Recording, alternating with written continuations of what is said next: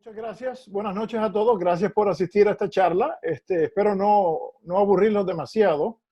Y voy a hablar lo más breve posible y no vamos a poder entrar en demasiada profundidad en este tema porque es larguísimo. Del correo transatlántico español, poniendo como el fin, cuando se perdieron las colonias americanas, excepto por las Antillas, o sea, hasta principios del siglo XVIII. Y esta es una charla de historia postal, pero historia postal en un sentido amplio de la palabra, con un enfoque histórico-social que a veces hacen más amena la conversación. Eh, el correo transatlántico español comenzó en 1492, pero brevemente, ¿cuál era la situación de España a fines del siglo XV? ¿No? La unificación, no reunificación, sí, la unificación inicial del reino español comenzó en 1469 con el matrimonio de Fernando de Aragón e Isabel de Castilla. 10 años después del matrimonio, Isabel, después de una guerra civil breve, tomó el control de Castilla y Fernando heredó el reino de Aragón. Y la gran parte de la península estuvo unificada bajo los reyes católicos. Bien saben los eventos que llevaron al descubrimiento. Primero fue la caída del rey moro de Granada, Boabdil el Chico, en 1492, que permitió la financiación del viaje de Colón al Nuevo Mundo. Aquí hay varios sellos conmemorando varios de los eventos. No voy a entrar en mucho detalle histórico, que es bien conocido. Sabemos cuáles fueron las primeras cartas que cruzaron el Atlántico, de un extremo, bueno, casi de un extremo al otro, ¿no? La primera carta la llevó Cristóbal Colón en su primer viaje. Fue escrita por los reyes católicos, o dictada por los reyes católicos, dirigida al rey de Zipango. Zipango era equivalente al Japón, una ciudad legendaria o una población legendaria a la cual se esperaba que Colón arribara durante su primer viaje. Obviamente nadie sabía que había un continente entre medio. Y la misma estaba escrito en los 4 idiomas más comunes de la época en la península, ¿no? Castellano, árabe, latín y hebreo. Y había, de hecho, un políglota, un traductor, Luis de Torres, era un judío converso que hablaba muchos idiomas. La carta, lógicamente, nunca se entregó y no se conserva la original, pero se saben los récords que esa fue la primera misiva transatlántica. La primera carta conocida, en el sentido contrario, de oeste a oeste, fue escrita por Cristóbal Colón el 30 de enero de 1494 en La Española, dirigida a los reyes católicos, describiendo lo que le ocurrió en su viaje y los recursos de la isla de La Española. Sabemos que fue llevada por un marinero, Antonio Torres, no tiene nada que ver con el comerciante filatélico, a bordo de la nao Marigalante. Y no se conserva el original, pero hay transcripciones de esa carta. Todas las primeras cartas de Colón se han transcrito y copiado y publicado, pero hay muy pocas originales que se conservan. Y esta es la firma críptica de Cristóbal Colón. No hay varias especulaciones de lo que significaban las iniciales esas, pero típicamente firmaba sus cartas de esa manera. Después del descubrimiento y del influjo masivo de riquezas del Nuevo Mundo a España, España se convirtió en una potencia mundial, europea ciertamente. La hija de los reyes católicos, Juana I o Juana la Loca, tuvo un hijo que se convirtió en Carlos I de España, posteriormente en Carlos V, el sacro emperador romano. Y la ilustración de la izquierda muestra cómo se veía España en aquella época, como la cabeza europea. El imperio español controlaba gran parte físicamente y políticamente de Europa, además de un gran territorio del Nuevo Mundo. El hijo de Carlos V, Felipe II, también tuvo mucho poder durante el siglo XVI. El siglo XVI se conoce popularmente como el siglo de oro de España por muchas formas, por muchos motivos, no solo en la literatura, sino en otros desarrollo cultural, etcétera. Y sobre todo su poderío económico y político. Esta es una representación de los territorios controlados por España en diferentes partes, en diferentes momentos del siglo XVI. En la parte izquierda superior, brevemente, durante el matrimonio de Carlos I con la reina de Portugal, España tuvo control de prácticamente todo el continente suramericano y gran parte del continente norteamericano, además de las Antillas, muchos territorios en África, Filipinas, etc. Y el mapa de la derecha muestra las áreas de control o influencia que tenía el Imperio Español en Europa.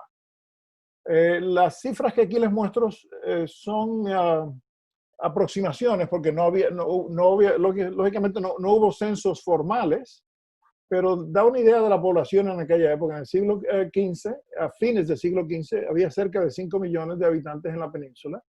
En el siglo XVI subió a 8 millones. En el siglo XVII España prácticamente se despuebla, ¿no? Hubo una migración masiva, más mucha gente entrando en el sacerdocio. Hubo cierta crisis en España durante esa época. Y a finales del siglo XVIII la población llegó a un poco más de 10 millones. En los inicios, los primeros años, las cartas se llevaban por alguna persona que estuviera viajando de vuelta a España o que fuese a América, sin ninguna organización ni control de ningún tipo. Y en 1503, los reyes católicos establecen una poderosa institución, la Casa de Contratación. Esta casa tenía el control de todo el comercio con el Nuevo Mundo y tenía un monopolio mercantil que duró por más de 2 siglos y medio. Se llamaba la Casa de Contratación de Sevilla, donde estuvo localizada hasta 1717, pero a partir de entonces, por el calado y el tonelaje de los barcos que iban en aumento, la navegación río arriba en el río Guadalquivir se hizo muy difícil, y por eso, además de que hubo inundaciones, etc., y por eso la Casa de Contratación se mudó a Cádiz en el 1717. Ya hacia fines del siglo XVIII, la institución se había vuelto prácticamente obsoleta hasta que fue disuelta, ¿no? En el 1790. La primera sede de la Casa de Contratación fue este edificio que es una reproducción medio imaginaria, según la descripción de la época, que ya no existe. Se llamaba las Ataranzas de Sevilla. Y como pueden ver en la ilustración, no era el lugar más propicio para guardar las mercancías. Estaba a la intemperie, no estaba bien protegido, no era lo suficientemente grande, y al poco tiempo se traslada al Real Alcázar de Sevilla, que todavía está en pie. Aquí hay una foto de la entrada de la Puerta del León, del Alcázar, y ahí estuvo por más de 2 siglos. Cuando se estableció la Casa de Contratación, la misma se hizo responsable de la conducción de la correspondencia con el Nuevo Mundo. Tuvo esa responsabilidad por 11 años, y si nos ponemos a ver qué porcentaje de los gastos de operación estaban relacionados al correo, eran apenas, como uno puede esperarse, 3,25% del total de los gastos, o sea que no era mucho. Ya en 1509 aparecen reales órdenes que nos dan una idea de los problemas que estaban ocurriendo con la correspondencia, ¿no? La Real Orden prohibía la interferencia o la alteración de cualquier carta del Nuevo Mundo. Era una forma de recibir mensajes fidedignos de lo que estaba sucediendo, pero era muy difícil de controlar quién interfería con la correspondencia, porque no había una manera formal, ni valijas, ni persona encargada en en transportar la correspondencia. El año siguiente se emitió una orden que indicaba que todos los despachos escritos al Nuevo Mundo tenían que quedar documentados en un libro que se guardaba en la casa de contratación. Ese libro no se conserva, sería interesante saber qué tipo de volumen de correspondencia se llevaba a cabo en aquella época. Y entonces posteriormente se determinó que toda la correspondencia tenía que estar guardada en un baúl bajo llave hasta que se entregara a los carteros para su distribución en la península, en Sevilla, a partir de Sevilla, o se enviaran a América en el primer buque disponible. Y lo más interesante es una ordenanza que indica que en 1513 las cartas tenían que ser marcadas por un cuño con el sello de la casa de contratación. En mi opinión, esta sería la primera documentación de la existencia de una marca postal en el mundo. Pudo haber alguna en la época árabe o romana de la península, pero ciertamente esta es la única documentación. No se conoce ningún ejemplar, por supuesto, pero las marcas postales más tempranas conocidas son de Inglaterra, ¿no? En el siglo XVII, a mediados del siglo XVII. O sea que esto sería muy interesante, pero en mi opinión esto representaría una marca postal porque no era puesta por el remitente ni el destinatario, sino por la persona encargada de manejar la correspondencia, una especie de marca postal. Este es un ejemplo de una carta temprana, una carta de principios del siglo XVI. Afortunadamente esta correspondencia apareció hace más o menos 2 décadas y de hecho apareció en Lima. Fue manejada en parte por Aldo, el fallecido Aldo Salvatierra, que de paz descanse. Es una correspondencia principalmente de la isla de San Juan Bautista, hoy en día Puerto Rico, a Sevilla, directamente a la casa de contratación. El grupo de correspondencia, la carta más temprana en manos privadas, que la tiene o la tenía Jesús Sillá, data de 1509. Este ejemplar que ven aquí es de 1513, muy temprana, y fue enviada por un individuo llamado Manuel de Isizaga a su tío, que era comendador y factor. Factor era el comprador de la casa de contratación de Sevilla. En la carta, el texto se queja mucho el individuo de los abusos que estaba cometiendo el comandante de la isla de San Juan, un tal Juan Cerón, y menciona a la persona que llevaba la carta, un tal Fernando Calderón. Abajo ven la fecha, dice en números romanos, X22, 12 de marzo de 500 X111, 513 años. Yo no soy paleógrafo español, pero me la han traducido en detalle. Y este es un mapa a fines del siglo XVI de la isla de San Juan Bautista, que posteriormente se llamó la isla de Puerto Rico, con su capital en San Juan. En 1514, el rey Fernando II, Fernando de Aragón, la reina Isabel la Católica había fallecido en 1504, y entonces el reino se separó nuevamente. Castilla y Aragón se separaron, y no fue hasta que tomó el trono Carlos I de España o Carlos V de Alemania que se reunificó el reino español en la península. Y Fernando, actuando por su hija, alegando de que estaba loca, Juana I de España, la madre de Carlos I, le concedió el título de Correo Mayor de Indias a Lorenzo Galíndez de Carvajal como recompensa y como agradecimiento por sus servicios legales. Era un erudito que había compilado las leyes de España y había tenido mucha utilidad en cuestiones legales ayudando a los monarcas españoles. Este título de conseguir el monopolio de todo el correo yendo y viniendo y de todos los mensajeros encargados del correo era una concesión irrevocable para él y sus herederos a perpetuidad. Ya veremos más adelante que perpetuidad se puede interpretar de diferentes formas.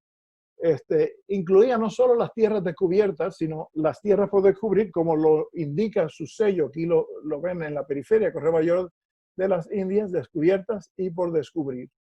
El título podía ser arrendado, que lo fue, vendido, que lo fue, y dividido, que lo fue. Esta es una ilustración clásica, no sé dónde está la pintura original de Lorenzo Galíndez de Carvajal, pero se ha reproducido en varios sellos y en varias otras publicaciones a través de casi un siglo. Brevemente les voy a mencionar, porque esto se puede, hay un libro buenísimo hay varios libros. Uno de ellos es de la familia Tassis, o que se llama Taxi Taxi, historia de una familia, de Leoncio Mayo, que lo recomiendo altamente, que menciona esto, y el movimiento de la famosa familia Tassis, que jugó un papel tan importante en la conducción del correo a través de la mayoría de Europa. Los correos mayores de India, entre 1517 y 1531, Lorenzo Galíndez sencillamente empleó un grupo de tenientes a quienes les delegó su privilegio y les permitió operar en ciertas regiones de España y el Nuevo Mundo a cambio de un porcentaje de sus ganancias. O sea que no tuvo ningún interés en atender a este oficio. En 1525, el rey Carlos V expandió los privilegios de Galíndez de Carvajal. Previamente, a principios del siglo XVI, el padre de Carlos V, Felipe el Hermoso, le había conseguido a Francisco de Tassis el título o el oficio de correo mayor de España. Pero eso se limitaba exclusivamente a la correspondencia oficial de las cortes, de los palacios, y no aplicaba a la correspondencia privada. No existía un correo privado. Había otros servicios postales que operaban simultáneamente. La iglesia tenía el suyo, las universidades tenían su servicio postal, gremios comerciales tenían su propio servicio. Pero este servicio al que nos referimos era exclusivamente para la correspondencia oficial. No fue hasta 1580, durante el reino de Felipe II, que se le extendió el uso del correo a la población en general. Cuando murió Lorenzo Galíndez de Carvajal, el título pasó a su hijo Diego y a su madre, quienes continuaron el uso de tenientes. Y ya desde el principio, ¿no? Desde 1525, hubo muchas quejas por la pobre calidad del servicio que ofrecían. Cuando murió Diego, el segundo correo mayor, su título pasó a su hijo mayor, Juan, quien dividió el título en dos partes, el oficio en dos partes. Una que se quedó con él en Sevilla, y otra en América, que se la dio a su hermano Diego. Diego posteriormente fue a América y después de un pleito con el correo mayor regional de Perú, que había sido concedido varios años antes, consiguió que la audiencia local lo nombraran como la persona legítima para ocupar ese cargo.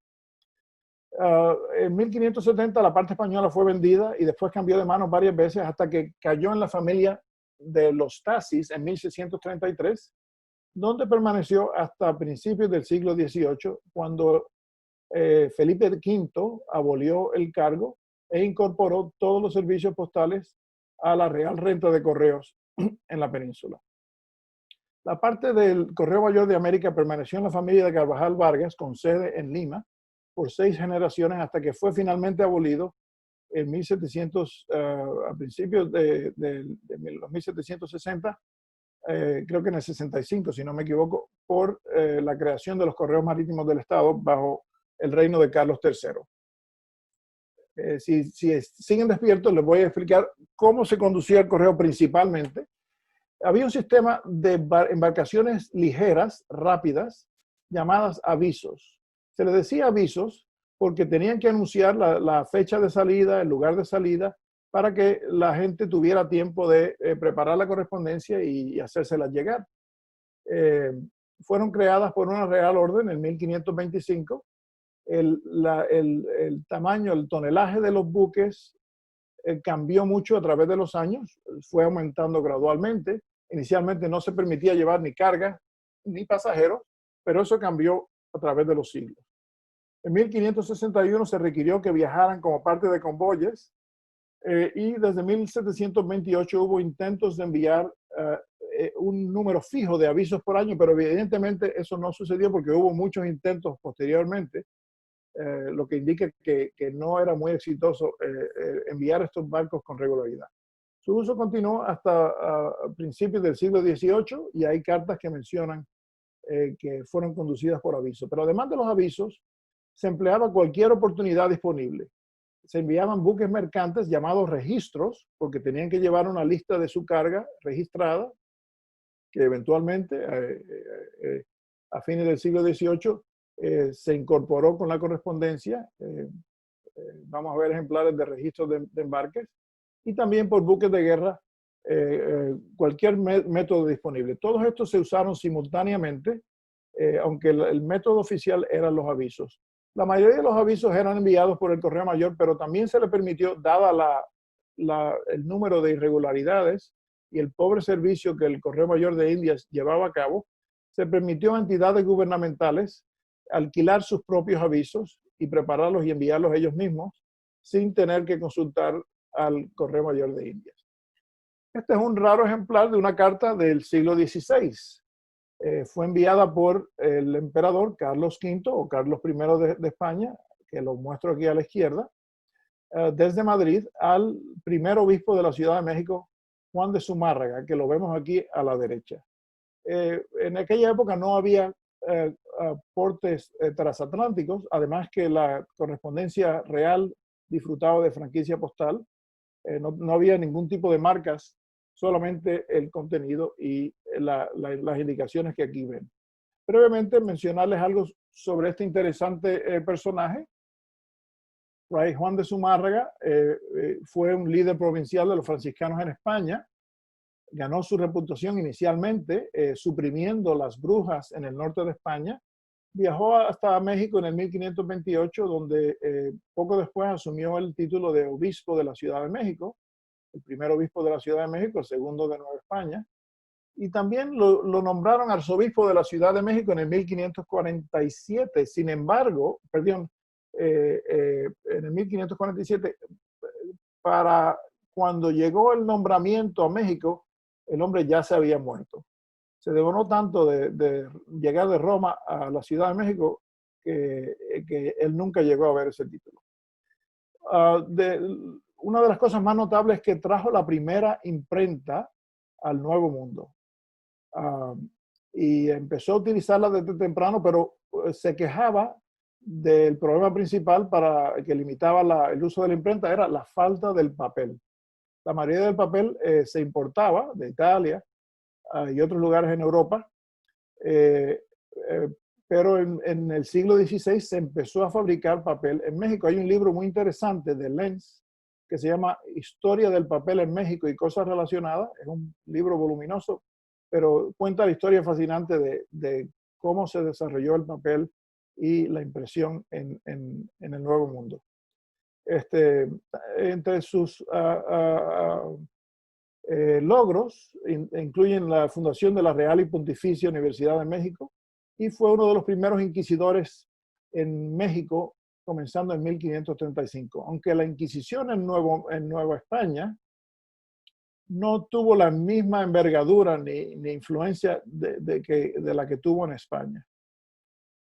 Interesantemente, él fue quien confirmó las apariciones de la Virgen de Guadalupe, que la llevaron a ser la patrona de América. Y, en mi opinión, su logro principal es que fue quien popularizó la bebida del chocolate, ¿no? El cacao con azúcar como una bebida, empezó a tomarlo y de ahí se exportó a España. ¿Y qué sería la vida hoy sin chocolate con churros, no? Así que le debemos eso a Fray Juan de Zumárraga. Este es otro ejemplar en la magnífica colección de Julio César, una carta del siglo XVI enviada por Carlos V, el emperador, o Carlos I de España, en 1533 desde Madrid hasta Francisco Pizarro en el Perú. Y interesantemente menciona que le da órdenes a Pizarro de que no abusara a los indios. Casualmente, unos meses antes acababa de matar a Atahualpa, ¿no? O sea que no le llegó lo suficientemente a tiempo para evitar eso. Pero aquí tenemos ese ejemplar de correspondencia rarísima, fascinante, a Sudamérica. Y esta carta es de José Arbeláez, que me la facilitó Manuel Arango. Es muy interesante. Fue enviada de la población de Nombre de Dios por Fray Jerónimo de Loaiza en 1542. Loaiza fue el segundo obispo de Cartagena de India y estaba esperando en nombre de Dios a cruzar el istmo de Panamá, o el istmo de Darién, como se llamaba en esa época, para llegar a Panamá en enero y esperar que pasara un buque para llegar a Perú, donde había sido nombrado el obispo de Lima, ¿no? Y esta carta va enviada por Loaiza a Carlos I en España y tiene la indicación aquí, como ven en el título, Carlos SCCM. Eso aparece con mucha frecuencia en las cartas dirigidas a él y significa Sacra Católica Cesárea Majestad, el emperador y rey nuestro señor Carlos. Cuenta las incidencias del viaje, el mal tiempo, etc. Es muy rara, la correspondencia salida del Nuevo Mundo hacia España o Europa es mucho más rara que la enviada en el sentido opuesto. Nombre de Dios, interesantemente, es la primera población europea en el continente americano, aparte de las islas, ¿no? en la tierra firme. Fue fundada en 1510 y tuvo un rol importantísimo. Fue de los puertos principales de América, llevando una gran cantidad de plata suramericana desde 1540 hasta 1580. El problema es que el puerto no era muy profundo y el tamaño de los barcos era limitado. Aquí vemos en el mapa de arriba a la derecha la localización del Nombre de Dios, después de que el puerto fue insuficiente para la tarea para la que se necesitaba. Las embarcaciones se mudaron a Portobelo y mucho después el puerto principal se convirtió en Chagres. Y un poco después, del otro lado de la desembocadura del río, los americanos fundaron el puerto de Aspinwall cuando la fiebre del oro en San Francisco, que posteriormente se cambió de nombre a Colón. Aquí vemos una ilustración de Darién, del istmo de Darién en el 1699, el Golfo, la Bahía de Panamá. Aquí está Portobelo, arriba a la izquierda, y aquí está Nombre de Dios, la ciudad continuamente habitada más antigua europea del continente americano. Esta es una ilustración de Nombre de Dios en 1702. Este es otro ejemplar de una carta del siglo XVI. Es la carta más antigua que yo conozco con signos de porteo. Pero en aquella época no había porteo transatlántico como tal. Y cabe mencionar cómo ganaba el dinero el correo mayor si no había portes transatlánticos. Aunque no se hayan publicado las tarifas, nadie ha encontrado evidencia de que haya tarifas publicadas, inclusive el amigo José Manuel López Bernal, un destacadísimo investigador de historia postal en Sevilla. Tuvo que haber cargos postales. O sea que los correos mayores o sus tenientes tuvieron que haber cobrado por enviar las cartas a América o despachar o distribuir las cartas recibidas de América. Las tarifas postales no se establecieron hasta mucho más tarde, ¿no? El siglo XVII, que las voy a mostrar más adelante. Pero esta carta es muy interesante porque salió en el 1568 con contenido comercial desde la Ciudad de México a Sevilla. Guillermo Gallegos tiene la imagen de una carta, no me acuerdo si es más temprana o más tarde que esta, salida de Centroamérica, que tiene una indicación manuscrita, 2 reales, pero es de la misma mano de la dirección. Y es posible que haya 1580, Yamil. ¿Perdón?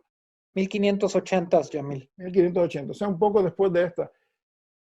Pudo haber sido, corrígeme, Guillermo, el porteo interior hasta la costa, y de ahí en adelante fue por correo marítimo sin cargo de porteo, o por lo menos se desconocen los cargos de porteo. Sí, el año exacto es 1573, perdón. Está bien. Y esta carta tiene el porteo del interior de España. Aquí vemos esto un poco magnificado. La tarifa sencilla para el interior de España en el siglo XVI y gran parte del siglo XVII era de medio real por carta sencilla o 17 maravedís. El maravedí era una moneda que se fijaba, el cambio era 34 maravedís por real. Aquí vemos PT, porte, medio, RL, era la manera típica en que se indicaba el porte interno. Hay centenares de cartas dentro de España con este tipo de porteo. Y abajo 17, este es 1 y un 7, indicando la equivalencia en maravedís, una moneda mucho más, de menos valor y más, es más probable que la gente la tuviera a mano, a pagar por el destinatario. Y aquí es una ilustración de la Torre del Oro en Sevilla, junto al Guadalquivir, a donde se dirigió la carta. Esta es otra carta, pero de principios del siglo XVII. Muy interesante. Es una carta de la Inquisición de Córdoba, Córdoba, España, Andalucía, no Córdoba, México, porque especifica al Santo Oficio de la Ciudad del Reino de México en la Nueva España, México, en 1615. La Inquisición no tuvo un juzgado hasta 1569 por ahí. Y como les dije anteriormente, no fue tan cruenta o cruel como lo fue en la península. Aún así, como ven este letrero aquí, frente a este lugar estuvo el quemadero de la Inquisición, algo muy triste, ¿no? De 1596 a 1771. Y este es lo que se llama el Palacio de la Inquisición, aunque fue construido más de un siglo después de que se enviara la carta, a principios del siglo XVIII. Está en el casco viejo de la Ciudad de México. Y aquí vemos las primeras tarifas publicadas. Brevemente, desde que se estableció el Correo Mayor hasta octubre del 1628, no se conocen tarifas transatlánticas. A partir de noviembre de 1628 hasta octubre de 1707, estas fueron las tarifas en efecto, ¿no? O un real, no sabemos la unidad de peso, pero se piensa que sea media onza, onza y libra. Era un real por cada onza, más medio real por encima de la onza por cada fracción de onza. La unidad de peso se cambió en 1707 a unidad de peso menores, pero por otro lado se subió la tarifa sencilla a 2 reales y a 1 peso por cada onza. Se desconocen las tarifas postales entre 1708 y 1716 y a partir de entonces se estableció la tarifa de 6 reales por onza y en el 1720 se le permitió que la correspondencia llevada por avisos se condujera gratuitamente, como ven aquí. Sin embargo, los 6 reales por buques mercantes o buques de la Armada siguieron en efecto por cada onza. Entonces, a partir de 1723 hasta que se establecieron los correos marítimos del Estado, a fines de 1764, la correspondencia transatlántica se conducía gratuitamente. A pesar de estas tarifas, ninguna de las cartas transatlánticas, durante estos periodos en que estuvieron vigentes estos portes, muestra signos de porteo. O sea que se pudieron haber cobrado, pero no lo indican las cartas. Aquí tenemos un ejemplar de una carta de finales del siglo XVII. Esta carta fue enviada en 1668 desde Roma a la Ciudad de México. La tarifa vigente en aquella época era 1 real por 1/4 de onza. no tiene marcas de porteo, enviada por segunda vía. Como la gran mayoría de la correspondencia de la época que ha sobrevivido es correspondencia jesuita. Lo mismo aplica a las cartas de correo mayor en México, la correspondencia que Julio César ha encontrado en Perú es de orden religiosa. No sé si sean jesuitas o no, yo creo que no, pero las órdenes religiosas han sido quienes han conservado la gran mayoría de esta correspondencia en manos privadas o en archivos institucionales. Esta carta se demoró desde agosto del 68 hasta mayo del 69, bastante poco tiempo, menos de un año, y aquí indica en el aviso de mayo del 69, o sea que fue recibida por un aviso a la Ciudad de México. La embarcación de aviso que mencioné anteriormente. Este es otro ejemplar de una carta de Roma a la Ciudad de los Reyes. La Ciudad de los Reyes era Lima, en 1762. Nuevamente la tarifa vigente era $1 por un cuarto de onza, pero no tiene marca de porteo. Y aquí indica el origen, Roma, y enero 16 de 1762, con el cuño de la orden de la Compañía de Jesús. En la primera mitad del siglo XVIII, después de 1728, no había cargos de porteo para la correspondencia transatlántica. Este es un ejemplar de una carta de Roma a Paraguay en 1738. Duró más de un año y medio en llegar a su destino. Se recibió en diciembre de 1739 y respondió el 8 de octubre de 1740. ¿Por qué se demoró tanto en responder? ¿No? Casi un año. Porque no había forma de enviar la carta. Era tan infrecuente la comunicación entre Nuevo Mundo y España que a veces se demoraba un año o más en haber una oportunidad de enviar la correspondencia. Tiene el sello de la Compañía de Jesús, sin marcas postales. La conducción de la correspondencia era gratuita. Y este es un ejemplar en el sentido contrario, aproximadamente en 1740, un ejemplar de correspondencia jesuita desde Paraguay a Madrid, con el sello de la Compañía de Jesús, sin marcas postales. Todas estas cartas son rarísimas. Yo les estoy enseñando la mayoría de las que yo conozco, hay algunas otras, pero lamentablemente no se han conservado muchos. Es posible que en archivos institucionales haya mucho más material. Esperemos que otros investigadores en un futuro nos ilustren con sus descubrimientos, como lo ha hecho Manuel Arango con los archivos de Colombia y Kew Gardens en Inglaterra, y esperemos que haya muchos más.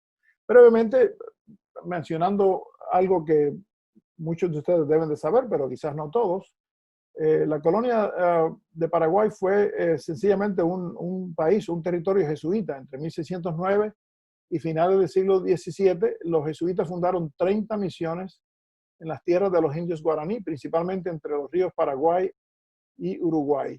Hoy en día el territorio es parte de Brasil, o lógicamente Paraguay, y parte del norte de Argentina, del noreste de Argentina. La población indígena que asistieron los jesuitas alcanzó a los 141,000, llegando a su cima en 1732, una cantidad descomunal, ¿no? Y lamentablemente los jesuitas fueron expulsados de todos los territorios españoles y la orden posteriormente fue suprimida a partir de 1767, después del motín de Esquilache en Madrid,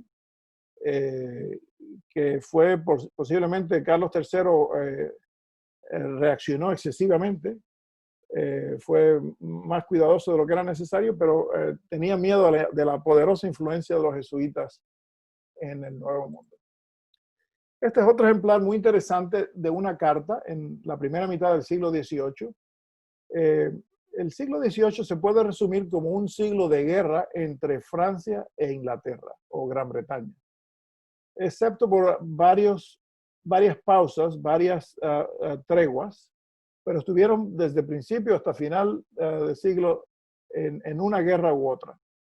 Y para evitar el bloqueo de los puertos franceses, mucha de la correspondencia francesa era enviada en barcos españoles o enviada a puertos españoles, tanto en la península como en otros territorios españoles. Esta es una carta muy antigua.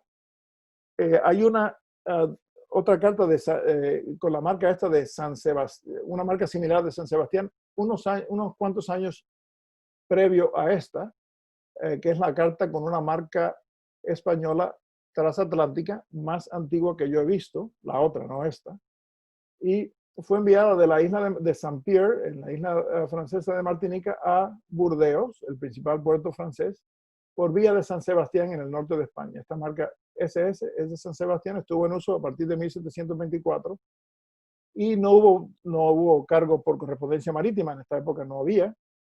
El 8, que eran soles, la moneda francesa de la época, sols, que después se cambió de nombre a sous, que era más o menos lo mismo, era la tarifa terrestre entre el norte de España y Francia para este tipo de correspondencia.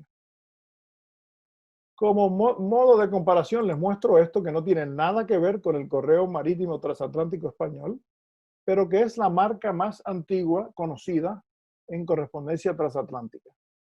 Esta carta fue enviada desde Filadelfia por vía de Nueva York a el puerto de Liverpool y por vía de Bristol entre 1710 y 1712, hacia fines de la Guerra de Sucesión Española. Los ingleses establecieron un servicio de packet boats, de paquetes, viajando con cierta regularidad entre el puerto inglés de Bristol y el puerto norteamericano de Nueva York. Nada más se hicieron 7 viajes. Se conocen 5 ejemplares de esta marca entre 1710 y 1712. La marca solo aparece en las cartas salidas de Nueva York dirigidas a Inglaterra. Las cartas de Inglaterra a Nueva York no tienen esta marca. Y esta marca,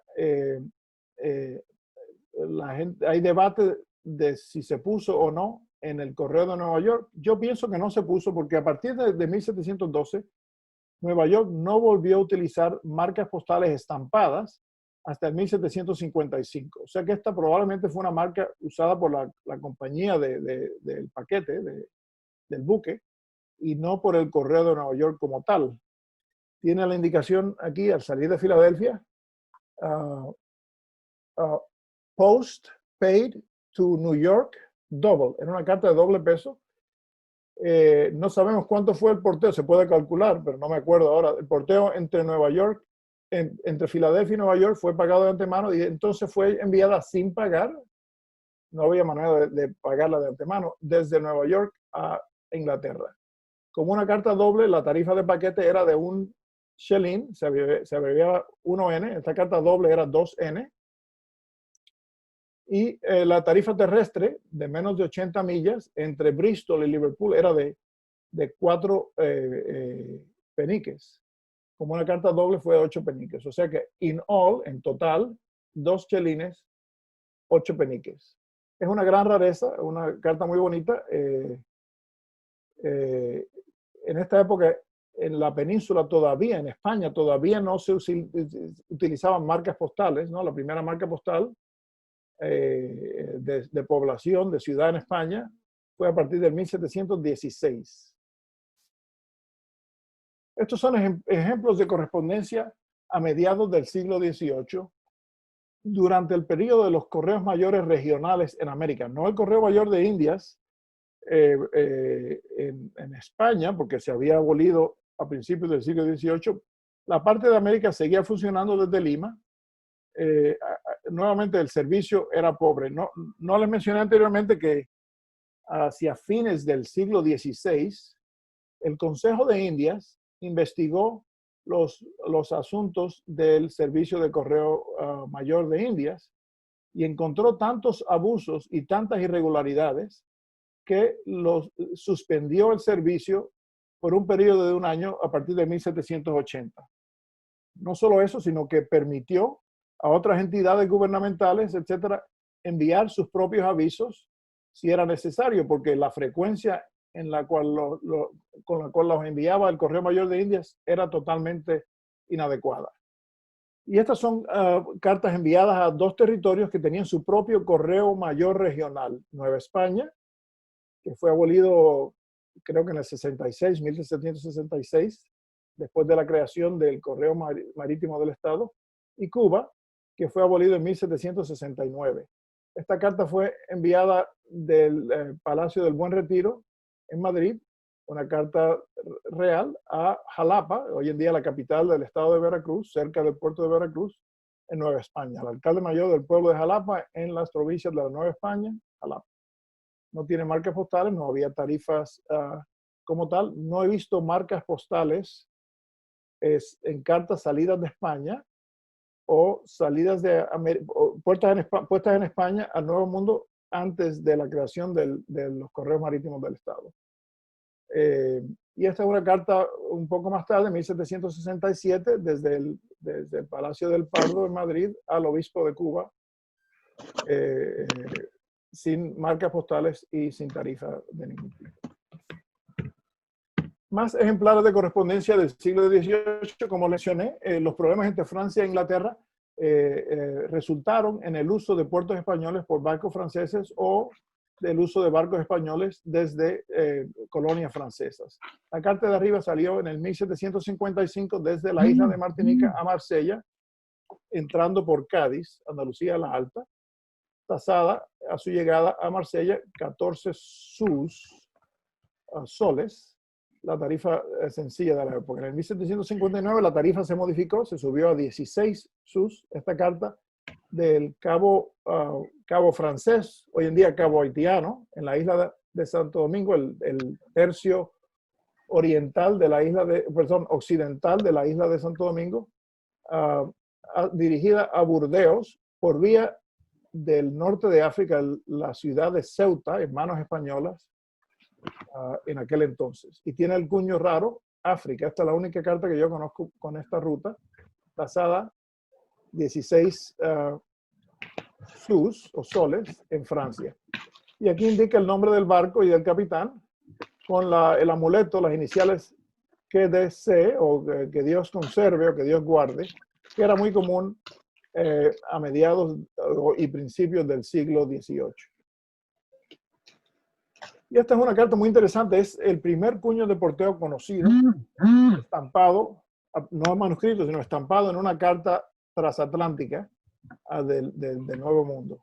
Esta carta fue escrita por un sacerdote alemán en Córdoba de Tucumán, el día de hoy, 31 de octubre de 1764. Curiosamente, el día siguiente, 1 de noviembre de 1764, fue la salida del primer paquebote de correo marítimo desde el puerto de La Coruña con destino a Cuba. Y esta carta se demoró más de un año en llegar a su destino.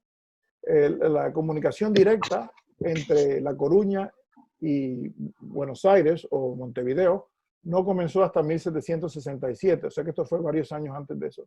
Y fue llevada por un buque mercante probablemente hasta Cádiz, donde se le puso la marca Andalucía la Alta. Entonces en Granada se tasó 4 reales de vellón. Curiosamente, en aquella época la tarifa de la correspondencia de América, perdón, esos son 4 cuartos. La tarifa de la correspondencia de América era de 4 reales. Y hay que notar una distinción. La tarifa en reales siempre llevaba la R y la S, o la R solamente. La tarifa en cuartos normalmente no tenía ninguna indicación del tipo de moneda. Posteriormente se usaba una Q para indicar cuartos o una C. Y la tarifa de cartas menores en maravedís normalmente tenía una M o una N para indicar el tipo de moneda de que se trataba. Esta es una carta muy bonita, con un contenido muy interesante. Un cura con nombre alemán estaba muy aburrido y descontento viviendo en Córdoba en aquella época. Seguro que los asados de Héctor todavía no estaban de moda en aquella época, ¿no? Ya de esto hemos hablado anteriormente, no les voy a repetir el tema. Las cosas cambiaron significativamente con la creación del primer servicio de correo transatlántico con regularidad entre España y el continente americano. Se establecieron nuevas marcas postales para aplicar las nuevas tarifas postales que no existieron desde principios del siglo XVIII hasta 1764. Y aquí les muestro los ejemplares más tempranos que yo conozco de estas marcas en uso transatlántico, ¿no? Esta se conoce un ejemplar anterior, pero en el uso cisatlántico, desde Cádiz a Canarias. Esta carta fue de Cádiz a Lima en 1765, febrero, con el amuleto que Dios conserve por el navío Matamoros, un registro. Esta carta no se conoce el origen exacto. Yo pienso que pudo haber sido de Caracas por el tipo de tinta. Salió en 1766, dirigida al puerto de la isla de Tenerife, en las Islas Canarias, al puerto de La Orotava, tasada un real de plata a cobrar en Canarias. Y esta con la marca Isla, que es rarísima, más temprana conocida, salió de la isla holandesa de Curazao, llegó a Cartagena de Indias, donde se le puso la marca Islas, y se envió por un buque del correo al puerto de Orotava, en las Islas Canarias, tasada a un real. Y estas son un par de cartas con las marcas más tempranas en la correspondencia transatlántica desde Sudamérica o hasta Sudamérica. Jesús ya habló de esta marca previamente, no le voy a repetir, pero una enviada en 1766 de Lima a Cádiz por vía de Panamá, tasada 4 reales de vellón a su llegada a España. Y esta carta salida de Cádiz, dirigida a Buenos Aires en 1767 con la marca Andalucía Alta España y la tasa a cobrar de 3 reales de plata. Fuerte. Y este tema surgió la otra noche en la conversación. Hay documentación, no solo la evidencia que están viendo aquí, sino documentación en las cuentas de la Administración de Correos en varios lugares, que sí se fabricaron marcas localmente, sí eran costosas, pero inclusive la ciudad de Puebla, que está bastante lejos del puerto de Veracruz, por algún motivo tuvo la necesidad de crear su propia marca Indias. Esta carta, aunque no es transatlántica, quiero ilustrar el punto de que sí se hicieron marcas locales. Va de Puebla a Maracaibo con una carta muy temprana, 1781, es la marca Puebla más temprana conocida. Y esta es la única que yo he visto, aunque el libro de Manuel Carrera Estampa del año 70 menciona esta marca o ilustra un ejemplar de esta marca. Y esta es de Córdoba en Nueva España, en México, a Madrid, con una marca Indias diferente de todas las marcas estándar ordinarias, con el mismo color de tinta, evidentemente fabricada localmente. Y Córdoba tampoco estaba cerca de la costa. Por algún motivo tuvo que especificar que se trataba de las Indias y no Córdoba de España. Las cartas franqueadas son raras. Aquí les estoy enseñando un par de ejemplares muy bonitos. El de la izquierda no tiene fecha, pero se sabe dos cosas. Esta marca comenzó a utilizarse en septiembre de 1779 y Juan Henry primero fue administrador de correos de Santo Domingo hasta 1773, cuando se trasladó a Puerto Rico o San Juan, y a partir de 1787 se mudó a La Coruña. O sea que esta carta tuvo que haber sido enviada entre 1779 y 1787. Manuel Arango encontró un par de ejemplares de esta carta en los archivos ingleses de correspondencia capturada por corsarios.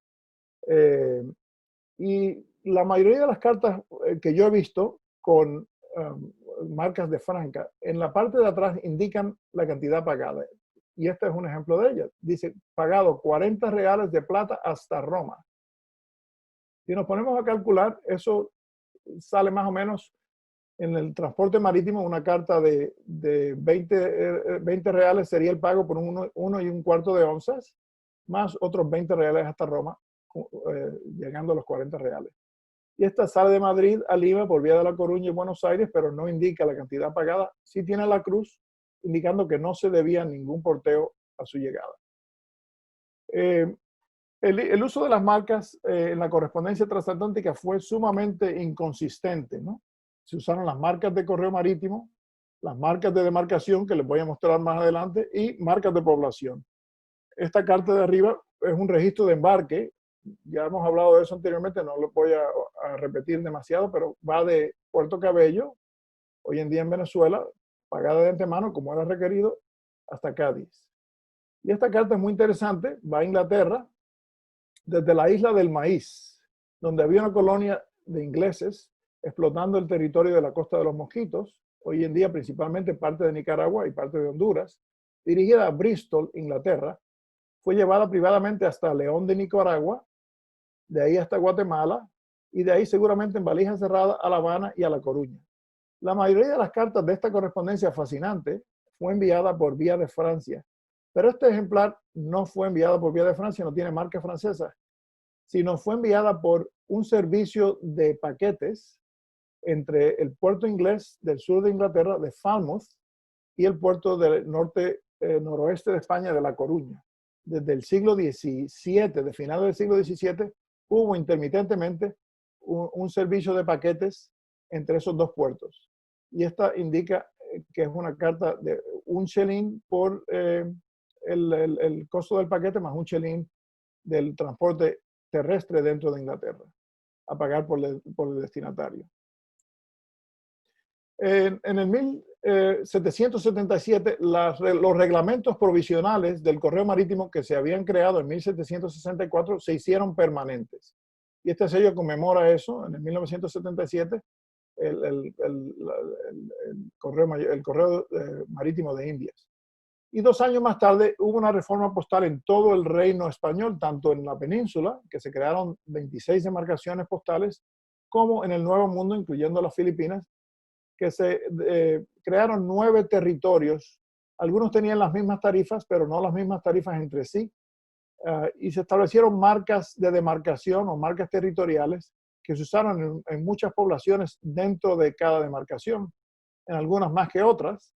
Ya Jesús nos habló de la marca Perú. Las otras no se han estudiado tanto. La isla de Barlovento sí se ha estudiado mucho. Casi toda la correspondencia de esta fue marítima. Nueva España se sabe muy bien los tipos de marcas. Lo que no se sabe con exactitud es dónde se puso cada una. Ha sido muy difícil determinar eso. Y casi terminamos. Aquí les muestro ejemplares raros de correo transpacífico y transatlántico. Y eso significa las Islas Filipinas. Esta carta es muy interesante, de Manila a Roma, con la marca franca del administrador de correos inicial Panelo, puesta en Manila, manuscrita porque no había cuño. Entonces pasó por Nueva España, lógicamente en Veracruz se le puso la marca del administrador de correos Vega, Franca Vega, y el cuño Nueva España. No sabemos si fue puesto en Veracruz o en México o en alguna otra población intermedia.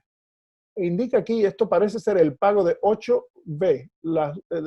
Al igual que Buenos Aires tenía marcas que mencionaban el porteo en reales de vellón, Filipinas tenía varias marcas que indicaban el porteo en vellón. Usualmente decían 8V, y aquí, o cierta cantidad con V. Esta fue manuscrita 8V. Yo pienso que esta fue una carta sencilla con 8 reales hasta España, perdón, 4 reales hasta España, más otros 4 reales hasta Roma. Esa es mi interpretación de esta tarifa. Y esta es otra carta de la persona Asas, el administrador de correos, que sucedió a Panelo, con su marca característica. Hay varios ejemplares de esta marca. Esta es la única conocida de Panelo. Con una carta prepagada de 1790. Esta era una correspondencia muy interesante de la correspondencia Belletti, casi toda de Filipinas a Roma, durante finales del siglo XVIII.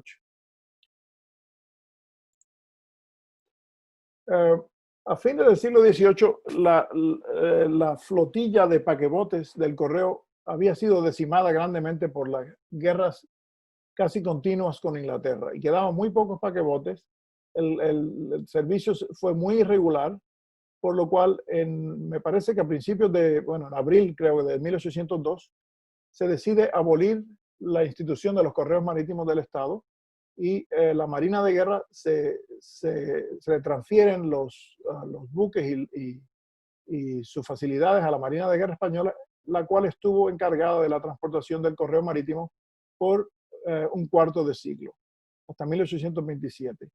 Y aquí vemos ejemplares, la mayoría de las cartas tuvieron que haber sido transportadas por buques de la Marina de Guerra o alquilados por la Marina de Guerra, fletados, pero en algunos casos sí indica el tipo de bote. Corbeta era un buque de guerra pequeño, de un par de cañones, ligero, la corbeta Fortuna, y en este caso indica aquí goleta de guerra Riquelme. No es una carta transatlántica, pero ilustra el punto que quería hacer de la transportación del correo marítimo por la Armada Española o la Marina de Guerra Española. Y entonces en 1827 ya se habían perdido casi todos los territorios americanos, excepto por Cuba y Puerto Rico. El Correo Español decidió contratar a una empresa cubana, la empresa mercantil de Correos Marítimos de La Habana, para la conducción de la mayoría, no toda, la mayoría de la correspondencia transatlántica.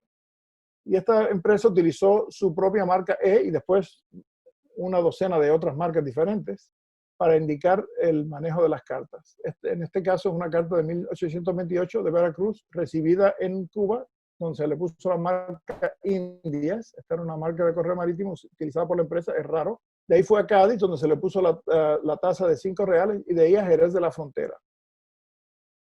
¿Y por qué tiene 6 reales y un maravedí aquí? Bueno,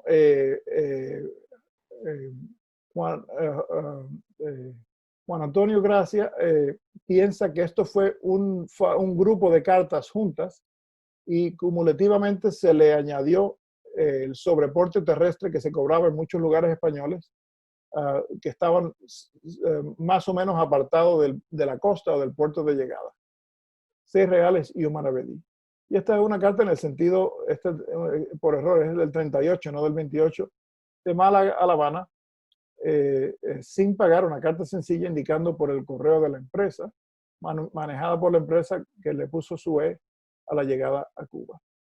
Y esto es lo que les quería presentar de una manera rápida y sumamente resumida, cómo se condujo el correo marítimo español durante varios siglos. Quiero agradecerle a estas personas que han contribuido al trabajo de alguna forma u otra, y por supuesto a todos los amigos de mi oficina por escuchar esta charla y por contribuir de muchas otras formas. Así que muchas gracias a todos. Muchas gracias, Yamil. Muchas gracias. Muchas gracias. Gracias, Fue muy lindo. Gracias, Yamil. Interesante. Yamil. Muy bien, gracias.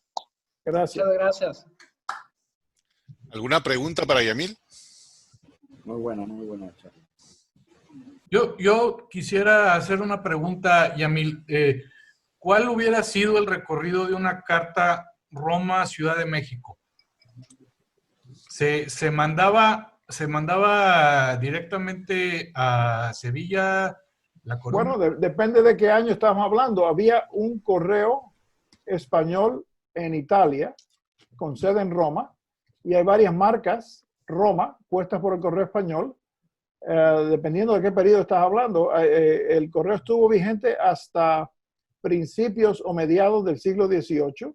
Hay un artículo en una de las revistas Academos, creo que está online, no me acuerdo ahora el año, que puedes ver sobre la terminación del correo español en Italia, y pasaba por Madrid, casi todo iba directamente a Madrid y de ahí al primer puerto disponible. Pero hay marcas que dicen, hay dos tipos de marcas diferentes puestas por el servicio de correo español en Italia que dice Roma. Bien.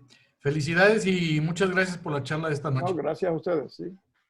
Yamil, yo tengo una pregunta. Al inicio comentaste que ibas a especificar qué significaba perpetuidad y me quedé esperando eso. Bueno, perpetuidad es algo relativo porque perpetuidad por un rey no es perpetuidad por otro rey. Fernando el Católico le concedió el título a perpetuidad, pero el primer rey Borbón en España se lo quitó. Cuando finalizó la dinastía Habsburgo en la península, los Borbones se la eliminaron. O sea que no fue tan perpetuo, ¿no? Sin embargo,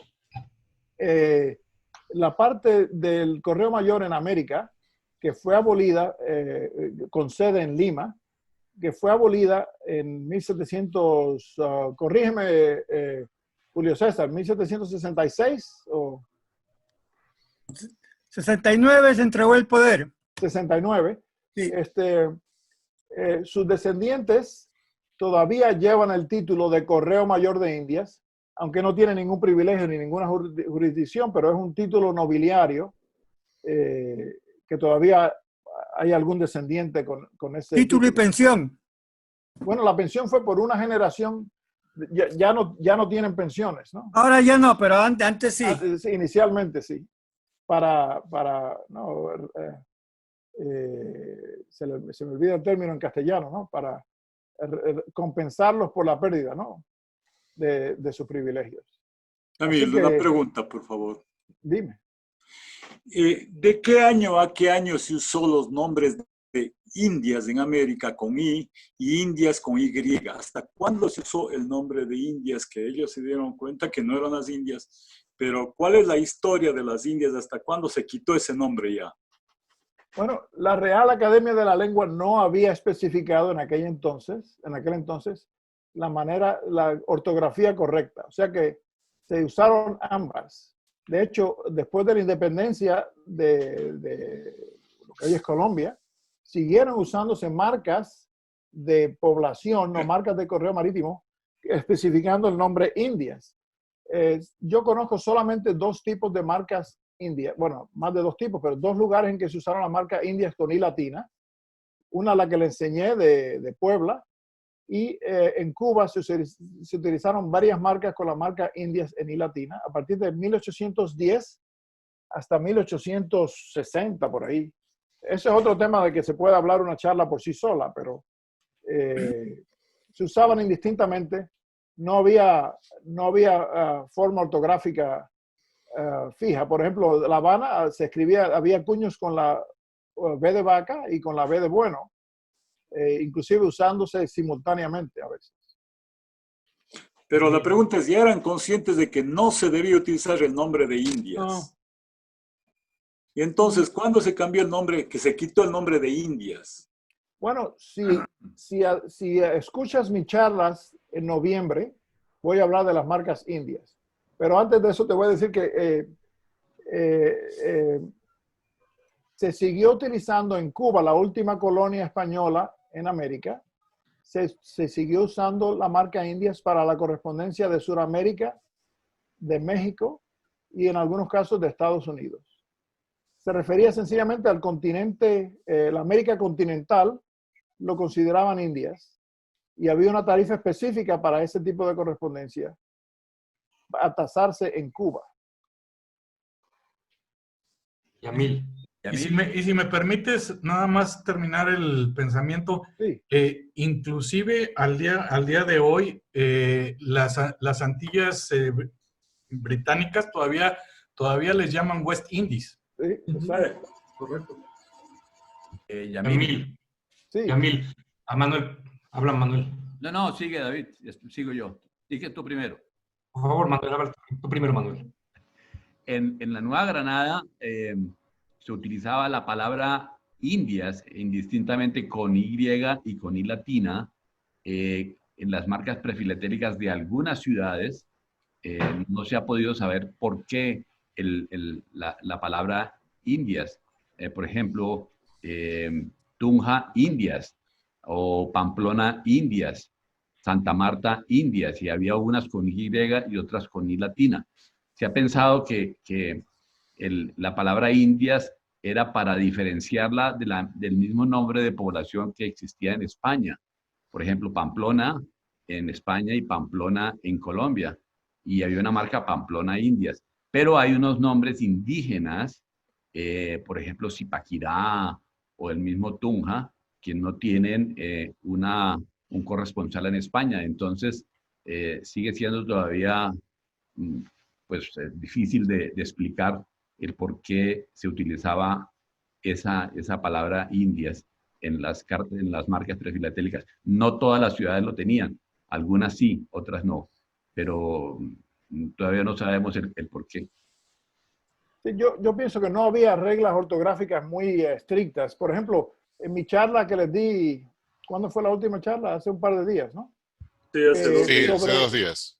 sobre la primera emisión de Antillas, los sellos sobrecargados para el correo interior de La Habana tenían una Y, no una I, que indicaba interior. O sea que se utilizaban, en mi opinión, indistintamente. Sonaba igual, daba igual como las escribieras. Yamil, mostraste dos cartas que le llamas Transpacífico de Filipinas a Roma. Pero una tiene, estas dos sí, la que está a la izquierda tiene dos marcas de paso por Nueva España, la de Vega y la de Nueva España, y la de abajo no. No, porque tiene la marca por la misma Filipinas. ruta, Estas ¿o? son ambas marcas de demarcación creadas en 1779, a fines del año. Esta para la demarcación de Nueva España, esta para la de Filipinas, lógicamente. Y eso era suficiente. La cosa era identificar el origen para que se tasara correctamente. En este caso no hacía ninguno de los casos hacía diferencia, te lo voy a decir, porque estaban pagados de antemano, o sea que no importaba, ¿no? Podían poner franca asas sin indicar Filipinas, mientras estuviera pagada no se le iba a cobrar tasa. O sea que el uso fue sumamente inconsistente. Hay otras marcas, esta correspondencia por vía de México, por cierto, Nueva España. Y la gran mayoría no tiene marcas Nueva España. Solo conozco dos de ellas. Una de 1780 y esta de 1781, que están en la colección de Antonio Cuesta en Barcelona. Porque al principio Filipinas era parte de la Nueva España. Sí, pero no en el 79 como para materias postales. Fue una demarcación diferente a partir de septiembre del 79. Pero la de abajo, la amarilla, ¿pasó también por Nueva España? Sin duda, sí. Porque no tiene marcas de paso. No tiene marcas de paso. Y la mayoría no las tiene. Ni siquiera, hay varias que no tienen ni Filipinas. Hay cartas que dicen Manila, dirigidas a España, sin ninguna otra marca, ni de Filipinas ni de Nueva España. No era consistente el uso de las marcas. Agarraban lo que tuvieran a mano y en algunos casos no tenían iban sin marcas, ¿no? Que hubo muchas quejas sobre ese tipo de práctica, ¿no? Gracias, Daniel. Estuvo muy buena la plática. Sí, gracias. Complementando, ¿cuántas cartas más o menos se conocen de Filipinas a España? Bueno, ¿en qué periodo estamos hablando? Se conocen centenares, pero estamos hablando de la época prefilatélica. Sí, claro. Sí, bastante, porque si en 1842 hubo una reforma postal nuevamente y se crearon los fechadores circulares de tipo Baeza, hay bastantes cartas, más de una docena, ¿no? Y con marcas lineales también más de una docena. No son tan raras. No son comunes, pero no son tan raras. Yamil, una pregunta. Adelante, Arnulfo. Hola, buenas noches, Yamil. Felicidades nuevamente. Gracias, sí. Quería nada más, bueno, confirmar contigo, todo lo que salía de Filipinas hacia México venía por el Galeón de Manila a la entrada por Acapulco, me imagino. O viajaba hasta el sur a Panamá, o daba la vuelta hasta Hornos, o todo cruzaba por Acapulco, después se transportaba hasta Veracruz y de Veracruz hacia Europa. Sí, hay varios libros sobre el Galeón de Manila que son interesantísimos. A veces dependía del clima. El otro día estuve leyendo sobre una incidencia de viaje en la cual se esperaba la llegada en Acapulco del Galeón de Manila y se veía a la distancia, pero no podía, ¿cómo se llama?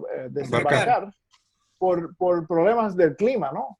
Y de hecho, en cuanto se divisaba el Galeón de Manila, se enviaba un mensajero por correo a México porque era tal la carga que había una feria regional para vender los productos traídos del buque, ¿no? Y se organizaba, se anunciaba la feria para atraer a la gente a comprar los productos, ¿no? O sea que era un evento importantísimo desde el punto de vista comercial y social, la llegada del Galeón de Manila, pero a veces dependía de las condiciones climatológicas, ¿no? Y posteriormente se empezó a usar la ruta de Suez ya hacia mediados del siglo XIX, ¿no? Bueno, una vez México se había perdido, a partir del 21, o Nueva España, mucha de esa correspondencia empezó a ser enviada por vía dirigida, en vez de al este, por camino al oeste, ¿no? Desde Filipinas. Perfecto, muchas gracias. Sí, sí, cómo no. Walter. Yamil, muchas gracias por la charla. Gracias a ti, ¿no? En el siglo XVI, no sé, 20, 30 años después del descubrimiento de América, por algunos lados había leído de que no estaban muy organizados los viajes desde España hasta América, ¿no? Pero por otro lado, leí, por eso quería saber tu opinión, de que realmente sí, cuando salían de Sevilla en el siglo XVI, no dejaban salir cualquier día. Los barcos tenían que salir de una buena cantidad de todos juntos para que se cuidaran entre ellos. Incluso habían épocas en que podían viajar y habían épocas que no, porque ya sabían más o menos cómo era el tiempo en las islas acá, si habían huracanes o no. Y cuando volvían, incluso, como volvían con el oro y la plata del Potosí y de México, volvían todavía en más cantidad, que eran muchos barcos para defenderse entre ellos contra los piratas, pero no sé, por algunos lados leí una cosa, por otros otros. ¿Cómo Sevilla lo organizaba bien eso, la avenida a América? Sí, así como dices, y de hecho he leído anécdotas de que salían buques dirigidos a América, pero de camino se encontraban buques mercantes o buques de pescadores pequeños que le avisaban que habían visto corsarios ingleses o enemigos de alguna otra nación y se regresaban al puerto. Hay muchas incidencias en las que los buques salían, pero tenían que volver para protegerse de los ataques. Hasta que no indicaran que estaba todo claro, no volvían a salir. Pero era algo relativamente irregular. No fue hasta 1764 que empezaron las salidas fijas, y aún así hubo muchas interrupciones, ¿no? Dependiendo de las circunstancias, pero he leído lo mismo que tú, que se trataba de enviar en convoyes, especialmente con la escolta militar durante periodos de hostilidad con otras naciones, y a veces hubo problemas, se perdieron muchísimos buques con gran tesoro a manos del enemigo. Cantidades inimaginables de riquezas. Incluso, Yamil, comentaste que se conocen más cartas desde España al Nuevo Mundo que del Nuevo Mundo a España. ¿Puede ser que te escuché decir eso? Sí, estamos hablando de cartas tempranas, ¿no? Del siglo XVI, XVII. Del siglo XVI. Sí. ¿Y eso no será porque justamente los piratas, los corsarios, justamente los agarraban cuando iban de América a España, porque era cuando tenían el oro y la plata? Muy probablemente. Los dejaban ir, dejaban que agarren el oro y la plata, y después a la vuelta es que los agarraban, y por eso hay menos correspondencia. Cobraban. Exactamente, sí. Sí. No, me quedé pensando así. Yamil, te hago una pregunta, por favor. Sí. Disculpa que te insista. El nombre de Nueva España. Yo tengo cartas con Nueva Cuenca, Cuenca de Ecuador, la ciudad donde yo vivo. ¿Hasta cuándo se utilizó el nombre de Nueva Cuenca para distinguir con Cuenca de España? No conozco Nueva Cuenca. Disculpa mi ignorancia, pero dentro de Nueva España había muchos otros reinos, y Jaime te puede especificar. Nueva Galicia, Nueva Extremadura, etcétera, ¿no? Territorios. Nuevo León hasta el día de hoy. Sí, Nuevo León, sí. Pero no sé, Nueva Cuenca, disculpa mi ignorancia, no lo conozco. Debería ser. Yo les voy a poner a ustedes una imagen, perdón que no pueda mandarle, una imagen de una tornaguía. Este documento, perdón, les pongo bien, tendrá valor filatélico, dice, a ver, perdón, no le estoy ubicando. Quisiera mandarle esto a ustedes. Sí, se ve. Real Aduana Tornaguía de Lima. 1800, caracho, que no le enfoco. 1803. Caramba. Y depende del contexto en que lo utilices. Es de comercio. La tornaguía tiene valor filatélico. En una colección de historia postal depende del contexto en que lo uses. Si es apoyando la presencia de una carta relacionada, sí. Si es por lo bonito del cuño, no te ayuda en nada, ¿no? ¿Por qué de Lima, no? Aquí dice Lima, 1802. Bueno, si estás con el haciendo, nombre de a ver tornaguía. si se la puedes vender a Julio César. Tornaguía, la tornaguía era la devolución de la guía original que vendía, por ejemplo, salía de Arequipa a Lima, la guía de aduanas, y la tornaguía era la que retornaba cuando se pagaba el impuesto. Entonces era el tornaguía, por eso se llama tornaguía, porque vuelve. Es un documento filatélico como... Es como una guía de entrega que se devuelve a origen. Es una guía de aduana. Es una guía de aduana. Son conocidos esos documentos, tienen valor filatélico. No, filatélico no, eso es fiscal. Postal. Eso es fiscal. Es fiscal. Como eso todo. es fiscal. Netamente fiscal. No es postal. Real Aduana de Lima. Por eso, es fiscal, no es, Claro, no es postal. Aduana, no correo. Ya. Sí, yo tengo unos de Nicaragua y también y otros de El Salvador y pues son fiscales también.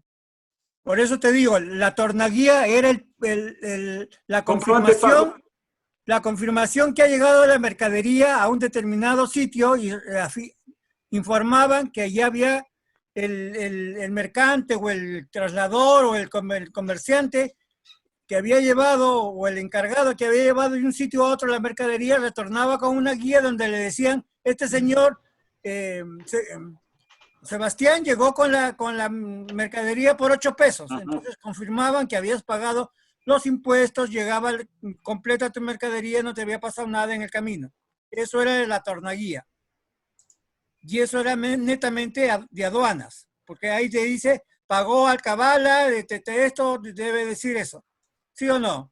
Sí, están con comprobante pues, de que ha pasado, de que ha llegado a mercadería. Así es. Que se ha hecho el pago. Henry, ¿a dónde te puedo mandar? ¿A dónde mando unas fotos, unas imágenes para compartir algunos documentos a que me ayuden? O que para estudiarles, analizarles. Mándalo a mi mail y de ahí sale. O si no, ponlo en el... Te voy a poner mi email en el chat, mándalo ahí si quieres yo lo comparto. Para que me ayude un poco en eso. Yamil, una pregunta. Viendo estas cartas de Filipinas a Roma, ¿se sabe, bueno, cuánto demoraron? Sí, no tengo la información a mano, pero sí, se sabe cuánto demoraron y a veces era casi un año, ¿no? En esta época era mucho más rápido que en los siglos previos, pero aún así se demoraba muchísimo. Me imagino. Gracias. Yo tengo una carta del siglo de 1500, cuando te digo que se salió en CNN, que te están diciendo que avisaron el nacimiento del hijo de Felipe II, y cuando contestaron ya pasó el niño, tenía 3 años, no lo he visto en CNN. Entonces imagínate, ¿cuánto demoraba una carta? Ahí saca la... Por lo menos sobrevivió, ya es ganancia. Sí. ¿Pergunta? ¿Alguna pregunta por ahí? Sí. Glauber. Sim. Adelante. Olha, vou falar em português porque eu posso me atrapalhar no espanhol, mas compreendem? Sí, claro. Un poco, sí. Habla suave. Ok.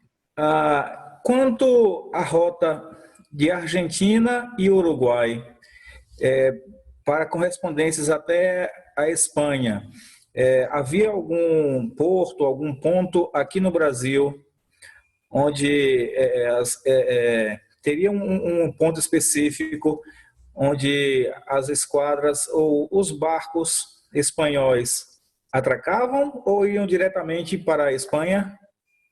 Normalmente no. Brasil y Portugal tenían su propio correo mayor, mucho más tarde que el correo mayor de España y de Indias, pero yo no he visto mucha correspondencia en la época colonial, ¿no? Posteriormente sí, cuando había vapores ingleses y franceses, había mucho intercambio entre Brasil, Uruguay, Argentina, pero en la época colonial yo no conozco ninguna. ¿Alguien conoce algún ejemplar?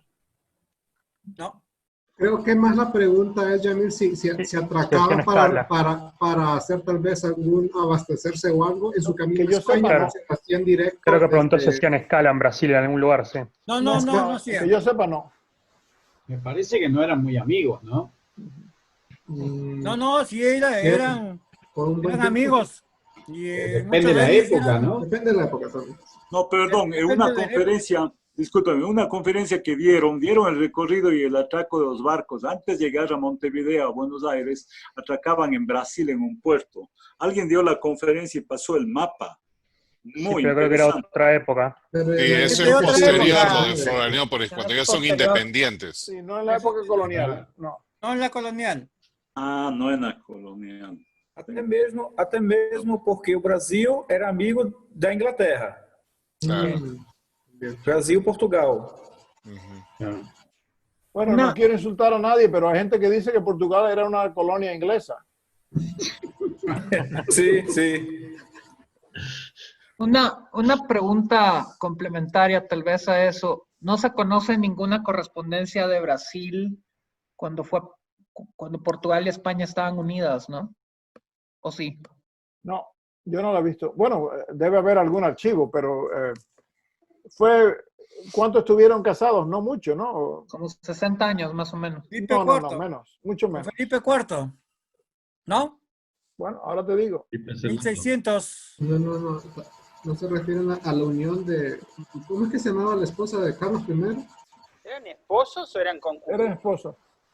Carlos V fue rey de Portugal por 13 años. Pero después fue un poco más, ¿eh? Hasta Carlos IV fue. Sí. No sabía. Hasta 1640, 50. 1580, 1640. Sí, más o menos. Carlos IV. Hasta ahí fue con Portugal. Sí, pero no he visto nada. Perdón. Nuevamente, hay tan pocas cartas que no he visto ninguna, ¿no? Walter, tú pasaste unos mapas de los barcos que partiendo de España atracaban en Brasil, pero no dicen qué ciudad, y luego entraban en Buenos Aires y subían por río. Tú pasaste el mapa. Aquí tengo el mapa yo. Yo copio todos los documentos y no sé en qué ciudad atracaban en Brasil y en qué época fue eso. ¿Tú recuerdas, Walter? La charla fue, pero era por la Royal en 1851, a partir de ahí. 1800, perdón. En la época colonial no paraban en Brasil. Perdón, gracias. De nada. ¿Alguna otra Muy bonita pregunta? la conferencia, mi querido amigo. Gracias. Yamil, Bueno. yo tengo una carta de 1615 de un comerciante, que eso sí es más raro todavía, porque no es ni clerical ni oficial, es un comerciante, de un varón que le estaban informando que le enviaban el dinero de su ducado. Así es que de 1615, enviada de Sevilla a Lima. Muy bonita la carta. Sí, Muy mira, rara. esta que estoy enseñando aquí, no sé si la ven, es también comercial. Y Guillermo en los archivos ha encontrado correspondencia comercial también bastante, ¿no? 1568. Sí, y como he comentado varias veces, el libro de Enrique Otte, que eran cartas enviadas privadas. Personales. Para demostrar que tenías parientes en las Indias y poder pedir un permiso para emigrar. Eso es puro siglo XVI.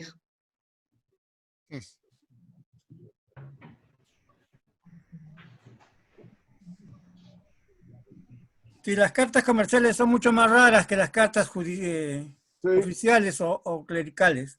Sí, sí.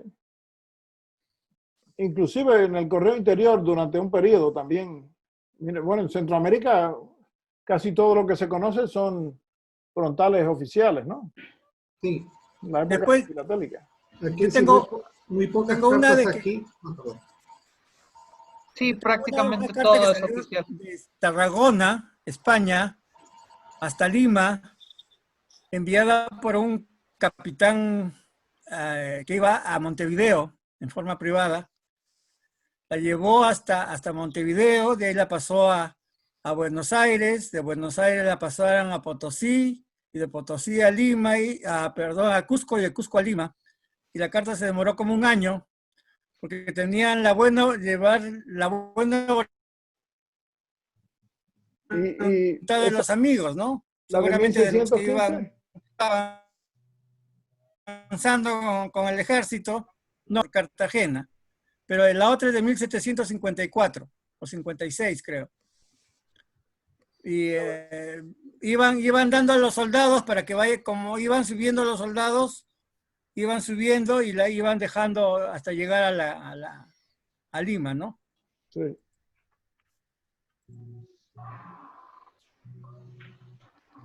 Muy interesante.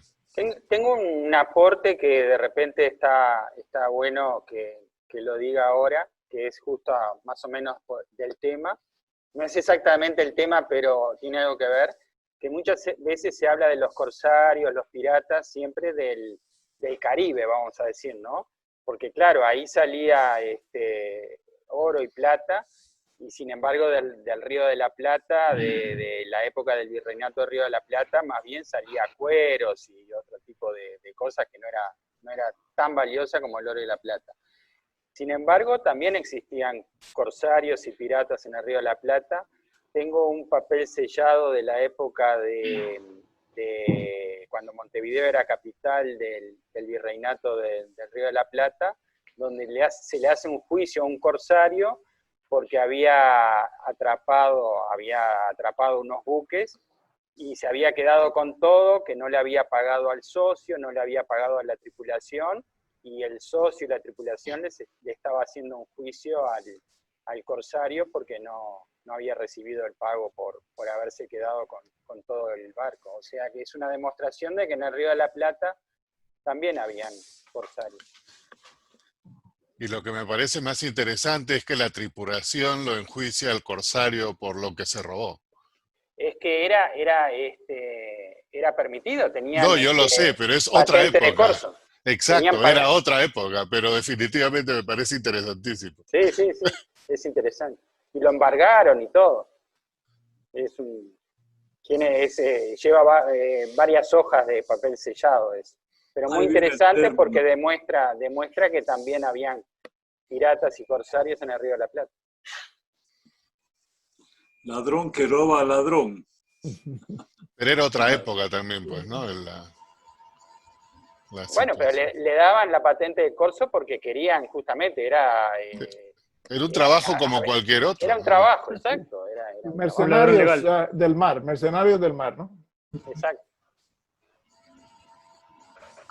También yo tengo algunas cartas de Basa Bilbaso que correspondía con el Correo Mor de España, con el representante de 1748 y 1752, de esa época. Tengo algunas cartas. Son muy raras, ¿no? ¿Transatlánticas o locales? Sí, no, obviamente transatlánticas. Si iban de Basa Bilbaso, que era el representante acá en Buenos Aires. Sí. Estas provienen de la colección del español Menéndez. Cuando yo le compré la colección a él hace algunos años, y bueno, desde esa época hasta toda la época prefilatélica tengo muchas de las piezas importantes. Sí, bueno, quisiera ver algunas de esas. Y bueno, fueron ya bastantes años, ¿no? Se murió en el 2000. Sí, Sí. las tengo. 20 años. Las expuse las expuse en Londres en el 2010. Ah, las vi, sí, me acuerdo, pero no tomé tanta nota como debía haber hecho, ¿no? Sí, sí. Son muy raras, muy raras. Sí. Aún sin marcas, son muy raras, ¿no? No tienen marcas. No. Sí, no había necesidad, no, la conducción era gratuita. Sí, yo lo puse en mi colección como algo interesante, como una introducción, porque realmente a mí lo que estudio más son las marcas prefilatélicas de Argentina, pero también tengo algún capítulo de correspondencia por correos ingleses, pero digamos, no todas tienen marcas argentinas, entonces tanto no me interesan. Pero bueno, lo pongo como un capítulo introductorio, como se permite exponer algo que no forma parte del core collection, bueno, lo pongo para conocimiento de la gente. Sí, pero es una buena forma de introducir el tema, ¿no? Con cartas tan antiguas y raras. Sí, sí. No veo ninguna mano alzada ahí en el Una chat. pregunta, por favor. Cuando Adelante. las cartas, los documentos venían del reinado de España, del rey de España, siempre ellos pagaban o por ser el rey no venían con pago, porque tengo algunas marcas sin pago, no pagaba el rey. Decía yo el rey y el documento. No había costo. No pagaba. ¿Quién se iba a atrever a cobrarle? La correspondencia real no pagaba nunca. La correspondencia de las agencias gubernamentales actuando por asuntos de la corona no pagaba hasta el 31 de diciembre de 1799. A partir del 1 de enero de 1800, la mayoría de esas entidades sí se les cobraba el porteo. Por eso se encuentran cartas con el sello negro, ¿no? De las armas de la corona, con marcas de tasa, porque perdieron el privilegio muchas de las agencias porque había una cantidad de abuso excesiva, ¿no? Pero ya he mostrado en otras charlas cartas que dice por el rey con un sello negro que están tasadas al llegar a América. El sello negro es un escudo de armas, ¿no? Sí. Claro, tú pasaste, creo. Hubo docenas de tipos diferentes. Ah, bueno, se usó por más de un siglo, ¿no? Gracias. Sí. Si no hay ninguna pregunta adicional, Yamil, muchísimas gracias nuevamente por gracias a ustedes. informarnos y descubrir siempre estos interesantes temas. Gracias.